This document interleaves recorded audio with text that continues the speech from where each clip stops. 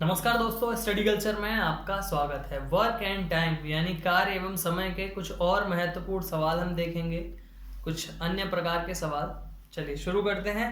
तो पहला सवाल है, ए, बी तथा सी अकेले किसी कार्य को क्रमशः 20 दिन, 30 दिन, ए करता है 20 दिन में और बी करता है 30 दिन में और सी उसी काम को करता है 60 दिन में पूरा करता है। ठीक है, तो जैसे ही आपने ये देखा, आप तुरंत क्षमताएं निकालेंगे। 20, 30, 60 का एलसीएम 60 हो जाएगा। ए की क्षमता कितनी हो जाएगी? 20, 30, 60 यानी कि ए 3 यूनिट काम करता है एक दिन में और 30 दूनी 60 यानी बी 2 यूनिट करता है और 60 एकम 60 यानी कि सी करता है 1 यूनिट कार्य एक दिन में। इनकी क्षमता निकाल लिया आपने। आगे क्या करेंगे?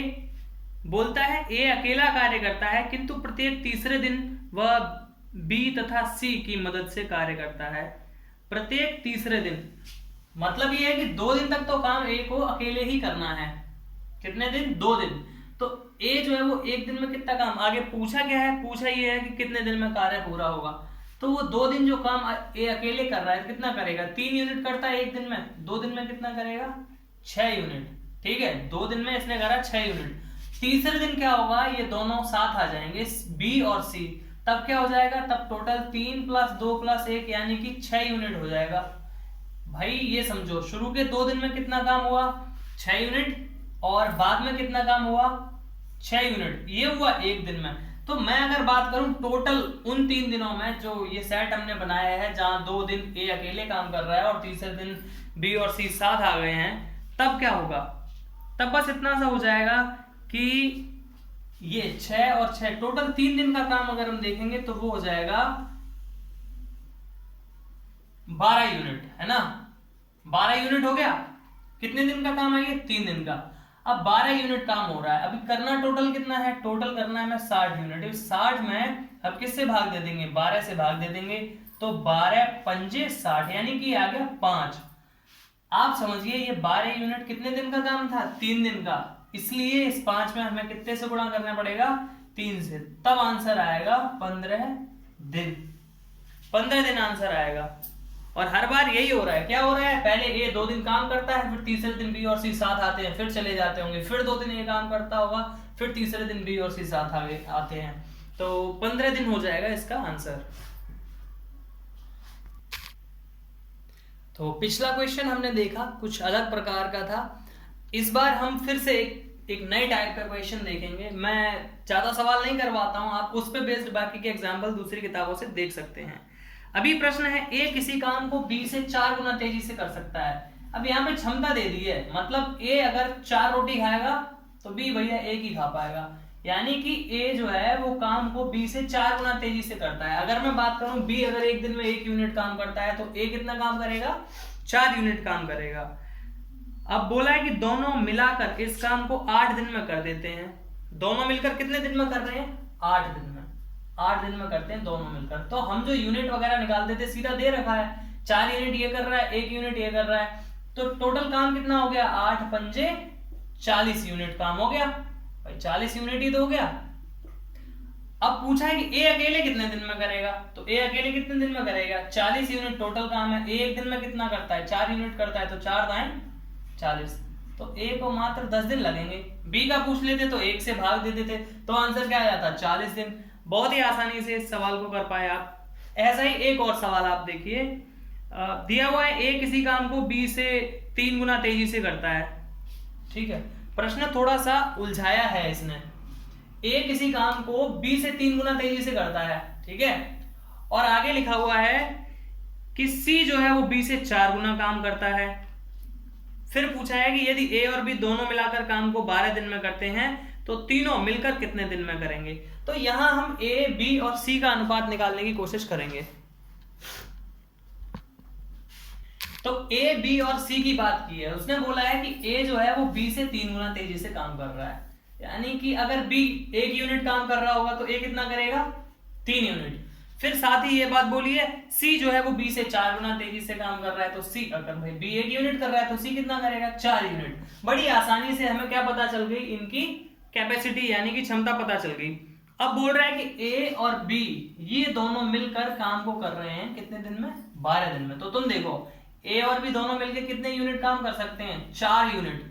12 दिन में अगर हर दिन 4 यूनिट काम किया जाएगा तो टोटल काम कितना होगा? टोटल काम होगा ये 48 यूनिट। प्रश्न में पूछा है कि तीनों मिलकर कितने दिन में करेंगे।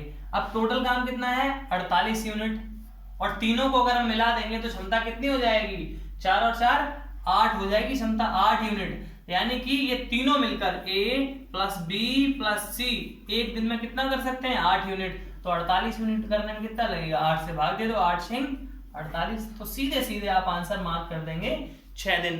प्रश्न अगर समझ में ना आए तो आप तुरंत उस वीडियो को रिवर्स करके देखो, है ना। सेम चीज को मैं 2-4 बार यहाँ बोलूं तो उसका कोई फायदा होने वाला है नहीं।